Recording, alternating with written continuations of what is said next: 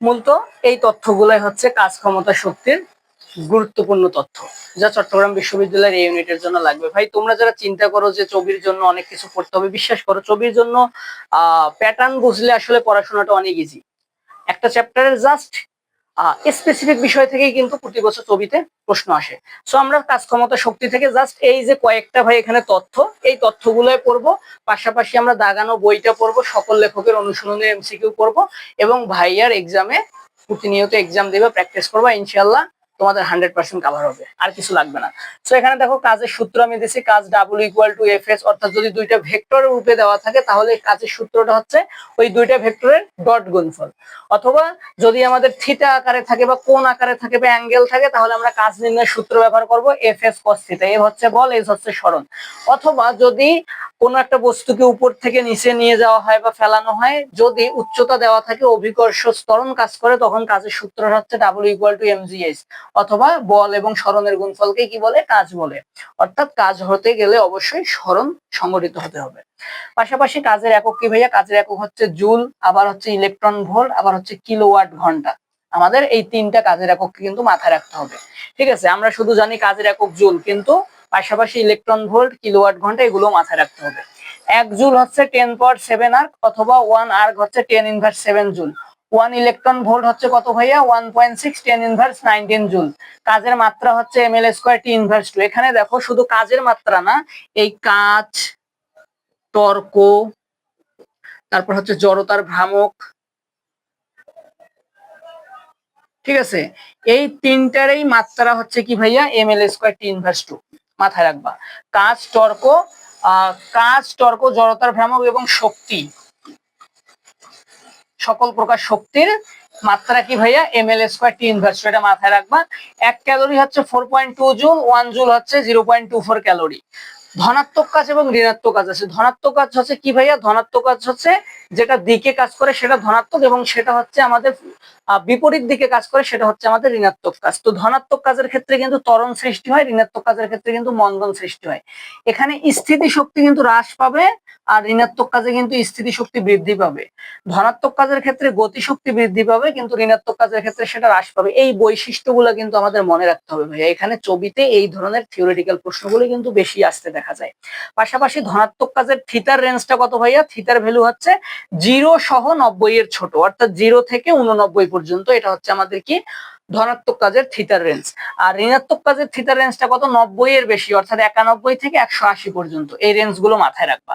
পাশাপাশি মাথায় রাখবা যে কাজ ঠিক তখনই সর্বোচ্চ হবে বা কাজ ধনাত্মক হবে তখনই যখন থিটার ভ্যালু 0, বা কাজ সর্বনিম্ন কখন হবে, যখন থিটার ভ্যালু 90 ডিগ্রি। কাজ ঋণাত্মক কখন হবে বা সর্বনিম্ন হবে তখনই যখন হচ্ছে থিটার ভ্যালু 180 ডিগ্রি। এগুলো মাথায় রাখবা। শূন্য কাজ কখন, শূন্য কাজ হবে 90 ডিগ্রি হলে। শূন্য কাজ হবে কখন, থিটার ভ্যালু 90 ডিগ্রি হলে। কাজ সর্বোচ্চ কখন হবে, থিটার ভ্যালু 0 ডিগ্রি হলে। কাজ সর্বনিম্ন কখন হবে ভাইয়া, থিটার ভ্যালু হচ্ছে 180 ডিগ্রি হলে। এই বিষয়গুলো একটু মাথায় রাখবা। তারপর হচ্ছে ডাব্লু, কাজ হচ্ছে ডাব্লু আমরা প্রকাশ করি, এবং এক্স হচ্ছে একটা স্প্রিং ঘটিত যদি কোনো সংকোচন প্রসারণের যদি সরণ দেওয়া থাকে, তখন আমরা কাজ হচ্ছে সেই সরণের বর্গের সমানুপাতিক। এটা আমাদের অবশ্যই মাথায় রাখতে হবে, অর্থাৎ W equal to half K x square. ঠিক আছে, কোনো একটা স্প্রিং এর ক্ষেত্রে কাজ হচ্ছে কি, W equal to half x square. Spring ধ্রুবকের একক কি ভাইয়া, নিউটন মিটার ইনভার্স 1। এটা মাথায় রাখবা। তারপর দেখো এখানে আমি লিখে রাখছি শক্তির প্রকারভেদ। ভাইয়া বইয়ে অনেক 5-6টা শক্তি আছে, যেমন তাপ শক্তি, আলোক শক্তি, বিদ্যুৎ শক্তি, রাসায়নিক শক্তি। এই শক্তির প্রকারগুলো একটু পড়বা। কেন পড়বা, আমি কিন্তু তোমাদের একটু আগেই প্রশ্ন প্যাটার্নে কিন্তু এই রিলেটেড একটা প্রশ্ন আসছিল যে নিচের কোনটি শক্তির উদাহরণ নয়। ঠিক আছে, এগুলো বুঝতে হবে। তারপর হচ্ছে সংরক্ষণশীল বল আছে, অসংরক্ষণশীল বল আছে। এগুলোর ভাইয়া কি লাগবে, জাস্ট উদাহরণগুলো পড়বা। সংরক্ষণশীল বল উদাহরণ কোনগুলো, অসংরক্ষণশীল বলের উদাহরণগুলো কোনগুলো। ঘর্ষণ, সান্দ্রতা এবং সবল নিউক্লিয় বল, এই তিনটা ব্যতীত বাকি সব বলই হচ্ছে সংরক্ষণশীল বল। জাস্ট সবল নিউক্লিয় বল, তারপর হচ্ছে কি ঘর্ষণ বল, সান্দ্রতা বল, এই তিনটে হচ্ছে কি ভাইয়া, এই তিনটে হচ্ছে অসংরক্ষণশীল বল, যেগুলো হচ্ছে কাজের নিত্যতা সূত্র মেনে চলে না। এটা মাথায় রাখতে হবে। 1 হর্স পাওয়ার হচ্ছে 746 ওয়াট। এটা মাথায় রাখবা। ক্ষমতার মাত্রা হচ্ছে ml স্কয়ার টি ইনভার্স কিউব, এবং ক্ষমতার একক কি ভাইয়া, ওয়াট। ক্ষমতার একক কি, ওয়াট। পাশাপাশি আমরা সকল সূত্র মাথায় রাখবো, যেমন গতিশক্তি সূত্র ইকে ইকুয়াল টু হচ্ছে হাফ mv স্কয়ার, এবং এখান থেকে আমরা বুঝতে পারতেছি ইকের সাথে ভি এর সম্পর্কটা কি, বর্গের সমানুপাতিক। সেম ভাবে আমাদের ক্ষমতার সূত্র কি, ক্ষমতা P equal to W by T. ঠিক আছে, তার মানে এই যে সম্পর্কগুলো, ইকুয়েশন গুলো, এগুলো থেকেও কিন্তু প্রশ্ন আসে। গুলির বেগের যদি কোনো অঙ্ক আসতে দেখা যায়, তাহলে তোমরা জাস্ট কি করবা, এই যে গুলির বেগ বা গতিশক্তির যদি কথা বলা থাকে, জাস্ট এই ইকুয়েশনটা থেকেই তোমরা সলভ করতে পারবা। তো এই হচ্ছে কাজ, ক্ষমতা, শক্তি অধ্যায়ের গুরুত্বপূর্ণ তথ্য, যা চট্টগ্রাম বিশ্ববিদ্যালয়ের ইউনিটের জন্য অনেক গুরুত্বপূর্ণ। এখন তোমাদের কাজ কি ভাই, এখন তোমাদের কাজ হচ্ছে দাগানো বইটা পড়বা, যেগুলো আমি তোমাদের গ্রুপে দিছি।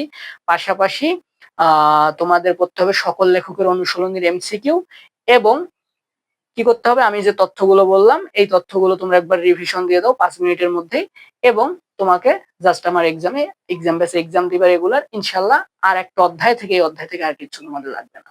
তো এই হলো আজকের কাজ, ক্ষমতা শক্তি অধ্যায়ের একদম সম্পূর্ণ, একদম ইফেক্টিভ একটা ক্লাস।